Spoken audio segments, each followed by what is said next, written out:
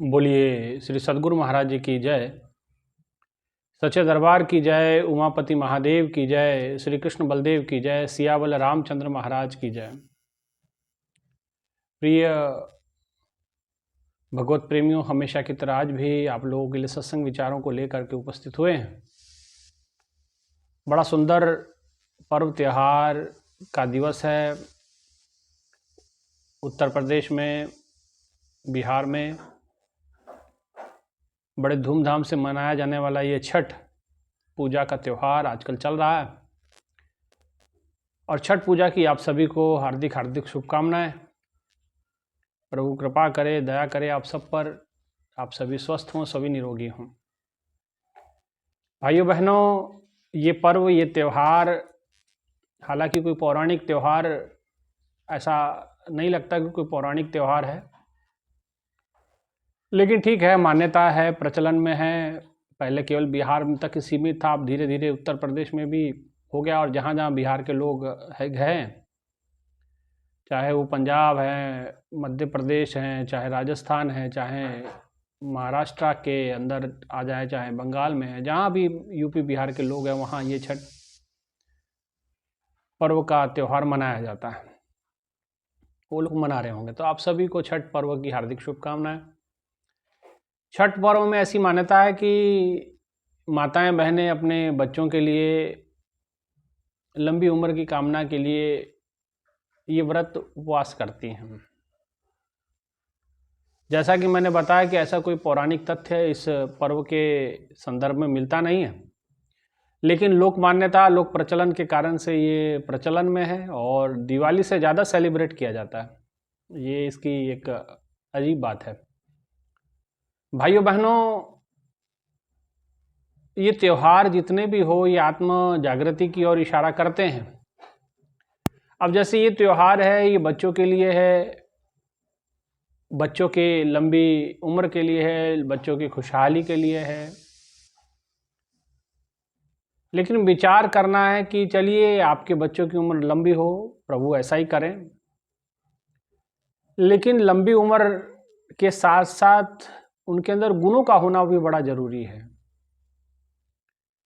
उनके अंदर उस परम तत्व, उस ईश्वर के प्रति जागृति होना भी बड़ा जरूरी है। आपके भीतर, आपके अंदर, आपने बच्चों के अंदर संस्कार रोपित करना भी जरूरी है। क्योंकि मैं देखता हूं, क्योंकि उत्तर प्रदेश के अगर आप गोरखपुर और इस क्षेत्र में आओगे, आप ग्रामीण क्षेत्र में जाओगे, तो आप पाओगे कि बच्चों में जो इलिटरेसी जो है, यानी साक्षरता का बहुत कमी है। कोई बच्चा 8वीं पढ़ करके छोड़ दे रहा है, कोई 12वीं पढ़ के छोड़ दे रहा है, कोई 10वीं पास करके छोड़ दे रहा है, पढ़ाई पूरी नहीं करते हैं और निकल जाते हैं मुंबई, कोई दिल्ली, कोई कहीं, कोई कहीं, कोई और विदेश जाने का सपना देखते हैं। कोई कुछ कर रहा है, कोई कुछ कर रहा है, तो लेबर वर्क करने में, पैसा कमाने की धुन में वो लग जाते हैं। तो ये छठ पर्व केवल बच्चों को लंबी उम्र और खुशहाली आप तभी दे पाएंगे जब उनको आप साक्षर बनाएंगे। तो ये माताओं बहनों से गुजारिश है कि ठीक है, ये त्यौहार आप मनाइए, लेकिन त्यौहार के साथ साथ अपने बच्चों को सही शिक्षा और दीक्षा देना भी आपकी जिम्मेदारी बनती है। बच्चों को जन्म देने से ही केवल दायित्व पूरे नहीं होते हैं। दायित्व आपके बढ़ जाते हैं जब तक आप उसको सुसंस्कृति नहीं उसके भीतर रोपित करते हैं, सुसंस्कारवान नहीं बनाते हैं। जब तक आप उनको योग्य शिक्षा आप नहीं प्रदान करते हैं। और मैं देखता हूं कि शिक्षा का बड़ा अभाव है, चाहे नैतिक शिक्षा है, चाहे सामाजिक शिक्षा है, चाहे आप जो स्कूल में पढ़ाई जाने वाली शिक्षा है, बड़ा अभाव है। और जिसके कारण बच्चों की ताउम्र उन्हें इस बात का खेद रहता है या इस प्रकार का मलाल रहेगा जब वो जीवन के उस पड़ाव पे होंगे जहां उनको इस शिक्षा का महत्व का आभास होगा। क्योंकि इस शिक्षा के बिना फिर दर दर की वो ठोकरें खाते हैं, लेबर वर्क में लगे रहते हैं, बैल की तरह जूते रहते हैं, काम करते हैं, कमाते हैं, बेचते हैं पैसा और इधर भी वो साक्षरता का अभाव होता है घर के लोगों में भी, वो भी पैसा अनर्गल उड़ाते हैं और जब वापस आते हैं तो दोनों हाथ खाली होते हैं, फिर महीना भर रह करके वापस भागना होता है। ये मैं लोगों की दिनचर्या देख रहा हूँ, जो उत्तर प्रदेश या बिहार में जो मैं स्थितियाँ देख रहा हूँ लोगों की, वही यही है। तो भाइयों बहनों, कुछ ना कुछ आपको प्लान करना पड़ेगा अपने जीवन को लेकर के। हालांकि देखो, जीवन तो किसका सुनिश्चित नहीं होता है, अभी हैं अब गए और तब गए वाली बात है। चाहे आप मेरे साथ है चाहे कोई और भी है, सबके साथ यही हाल है, अब गए और तब गए। तो इसलिए किसी की चिंता क्या करनी, किसी की परवाह क्या करनी, है ना। लोग क्या कहेंगे इसको आप इस पे ध्यान ना दें। अक्सरा जो प्रवचन करने वाले होते हैं, आप देखे होंगे कि वो प्रवचन ही तब करते हैं तो उनको आनंद आता है जब लोग आगे ताली बजाने वाले हो, और ताली बजाने वाले हमेशा गलत लोग होते हैं। हमेशा इस बात को ध्यान रखना, सही चीज़ पे ताली नहीं बजाती, क्योंकि अगर प्रवचन अगर समझ में आते और ताली बजती तो उन्हें समझ में आता है कि हम कितनी बड़ी गलती में कर रहे हैं। गलती किस संदर्भ में कर रहे हैं कि आपको अपने जीवन का लक्ष्य नहीं पता, जीवन का उद्देश्य नहीं पता, जीवन की जागृति आपको पता नहीं, जागरूक आप है नहीं, आप अपने रिश्तों के प्रति संजीदा नहीं है। आपने बच्चों को जन्म दे दिया और छोड़ दिया ऐसे ही, कोई 8वीं स्कूल के पढ़ के छोड़, कोई 10वीं पढ़ के छोड़ दे रहा है, आगे कौन शिक्षा दीक्षा की व्यवस्था कौन करेगा, है ना। तो ये बहुत बड़ी जिम्मेदारी है। तो केवल लंबी उम्र या खुशहाल जीवन तभी हो सकता है जब आप उनके अंदर शैक्षणिक सुधार करेंगे, आप उनके शिक्षा का स्तर बढ़ाएंगे, आप उनको जीवन में शिक्षा के जीवन जीने का एक सुंदर रास्ता बताएंगे, संस्कारित करेंगे, तभी उसका जीवन खुशहाल होगा। लोगों के कहने में आकर के आप लाखों रुपया छठ पूजा में खर्चा कर दे रहे हैं, करिए, आपका बजट अलाउ करता है आप करिए, कोई दिक्कत नहीं है। लेकिन उसके में से आप कुछ ना कुछ बच्चों की शिक्षा पे भी खर्चा करें, ताकि बच्चे साक्षर हों, आगे बढ़ें, कुछ ना कुछ वो आगे करें, उनका अब वो अब नैतिक जिम्मेदार बने। आप स्थितियां देखिए, पीढ़ी दर पीढ़ी होता क्या आ रहा है। बच्चों की साक्षरता पे ध्यान नहीं है, बच्चों के मानसिक विकास पे आपका ध्यान नहीं है, उसके शारीरिक विकास पे जितना ध्यान देते हैं कम से कम मानसिक स्तर पे भी तो ध्यान दें उसके, है ना। तो ये माता पिता का धर्म है, केवल माता का ही नहीं, पिता का भी ये देखना फर्ज बनता है कि बच्चे का मानसिक विकास हो रहा है कि नहीं हो रहा। शारीरिक विकास तो ऑटोमेटिक होगा, क्योंकि वो आपके हाथ में नहीं है, वो ईश्वर प्रदत्त है, खाएगा पिएगा ग्रोथ हो जाएगी उसकी।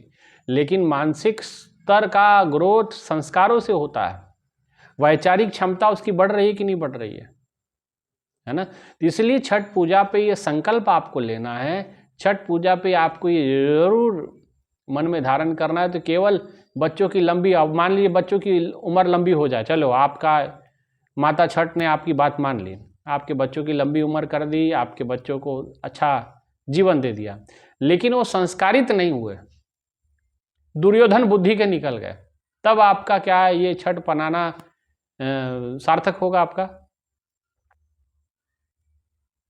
ठीक है ना। तो एक प्रकार के तो यही हमें चीज़ें समझनी है, यही हमें चीज़ें थोड़ा सा विवेक लगाने की आवश्यकता है। बहुत ज़्यादा कोई समझने वाली बात नहीं है, क्योंकि शिक्षा का स्तर हमें सुधारना है बच्चों का। तो केवल ऐसा नहीं कि व्रत उपवास रखे जाएं उनके लिए, उनके मानसिक शिक्षा पे, उनके शारीरिक शिक्षा पे, सब चीज़ों पे भी माता पिता का ध्यान होना अनिवार्य है। इसलिए भाइयों बहनों, ये छठ पूजा के दिन आपको बहनों को संकल्प लेना है, सूर्य उदित होता है, सूर्य अस्त होता है, दोनों की पूजा होती है। सूर्य आज अभी अस्त होने जा रहा है तो लोग उसकी भी पूजा करने जाएंगी, माताएं बहनें सब। सुबह जब उदित होगा तब भी लोग अपने व्रत उपवास को पारण करने जाती हैं। तो कहने का मतलब, आप इतना तपस्या करती हैं, त्याग करती हैं, तो थोड़ा सा तपस्या आप अपने बच्चों की शिक्षा के स्तर पे भी करें, ज्ञान के स्तर पे भी करें, उनको आध्यात्मिक शिक्षा से ओतप्रोत करें, जैसे माता जीजाबाई ने किया।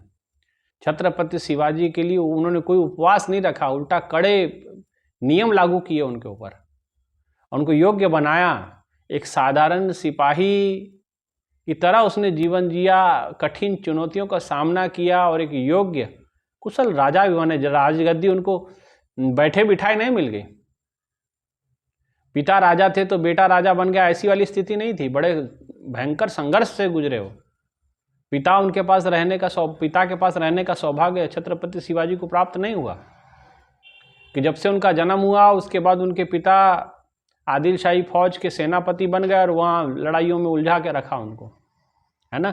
तो छत्रपति शिवाजी को जैसे माता जी जीजा माता ने तैयार किया, ऐसे ही हमें भी अपने बच्चों को तैयार करने की आवश्यकता है। विवेकानंद जी को जैसे उनकी माता ने संस्कार दिए, है ना, ऐसे संस्कारों को देने की आवश्यकता है। जैसे संस्कार माता गुजरी ने अपने चारों साहबजादों को दिया, वैसा कुछ हमें करने की आवश्यकता है। बच्चों को ऐसी शिक्षा देने की आवश्यकता है जैसे उनका नैतिक विकास हो, उनके अंदर जो उनका आचरण है वो शुद्ध हो, उनको पवित्रता का वास हो, उनके अंदर पवित्रता का संचार हो, उनके अंदर वासना का क्षय हो,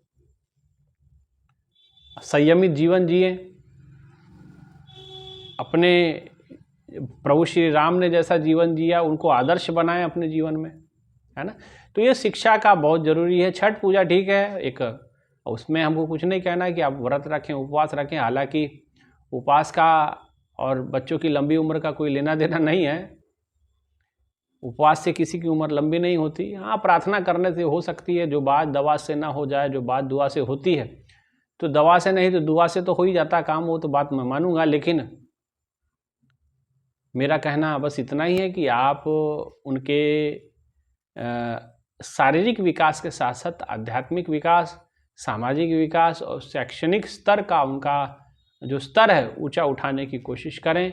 क्योंकि मैं देख रहा हूं कि बच्चों की पढ़ाई लिखाई इतनी नहीं है और बाद में उनको बहुत दिक्कत का सामना आने वाले समय पे करना है। एक साधारण सी SMS पढ़ते नहीं आता बच्चों को, ये हालात हैं यहाँ पे। मैं देख रहा हूँ एक SMS पे गन्ने की चिट्ठी आती है, जिसको चिट्ठी कहते हैं, गन्ने का मैसेज आता है कि भाई इतनी तारीख को गाड़ी टाली भर के गन्ना हमारे फैक्ट्री में भेजो। वो सब पढ़ते नहीं आता लोगों को। तो छोटी छोटी, और दिन भर वो मोबाइल में चिपके रहते हैं, मोबाइल में PUBG खेलते हैं, पता नहीं क्या क्या गेम खेलते हैं, है ना। तो इसीलिए वो अपना समय बेकार कर रहे हैं। तो आपको चाहिए कि आप उनके माता पिता और आपका कहा वो बुरा नहीं मानेंगे। आप उनको समझाएं, उनको बताएं, किसी तरीके से उनके बुद्धि में ये ज्ञान प्रकाश डालें कि वो अपने जीवन का स्तर सुधार करें, अपने जीवन का विकास करें। और ये तभी संभव है जब उसका शैक्षणिक स्तर आप ऊंचा करेंगे, जब उनके शिक्षा का स्तर आपको ऊपर उठाना पड़ेगा, है ना। और ये तभी हो पाएगा जब माता पिता को केवल थोड़ा सा स्ट्रिक्ट होना पड़ेगा, थोड़ा सा आपको टाइट होना पड़ेगा, तभी हो पाएगा, नहीं तो ये हो नहीं पाएगा। इसलिए माताएं बहनों, ज़्यादा बात ना करते हुए आप सभी को इतना ही एक निवेदन है कि माता पिता होने के नाते आपको बच्चे की शिक्षा का स्तर ऊंचा उठाना है, बच्चे के मानसिक स्तर को ऊंचा उठाना है, उसका आध्यात्मिक स्तर ऊंचा उठाना है, जिससे उसको संस्कारित हो, उसकी समझ बढ़े, उसका विकास हो। ऐसा ना हो कि आपकी जरा सा मोह ममता ने उसका जीवन दुखदायी बना दिया ना, है ना। इसलिए ऐसा ना करें। उनको अच्छी शिक्षा, अच्छी दीक्षा की आवश्यकता है। जो आपको नहीं प्राप्त हुआ वो उनको प्राप्त करना आपका करवाना आपका दायित्व बनता है, अच्छी शिक्षा देना आपका दायित्व बनता है, ठीक है ना। इसलिए छठ पूजा पे यही मेरा संदेश है और यही मेरी मनोकामना है। इतना ही कहते हुए आप सभी को छठ पर्व की, सभी देशवासियों को, सभी भक्तजनों को, श्रद्धालुजनों को छठ पर्व की हार्दिक हार्दिक शुभकामनाएं। और इसी के साथ मैं अपने विचारों को विराम देता हूँ। बोली श्री सद्गुरु महाराज की जय, सच्चे दरबार की जय, उमापति महादेव की जय, श्री कृष्ण बलदेव की जय, सद्गुरु आशुतोष महाराज की जय। जय श्री राम, जय जय श्री राम। धन्यवाद।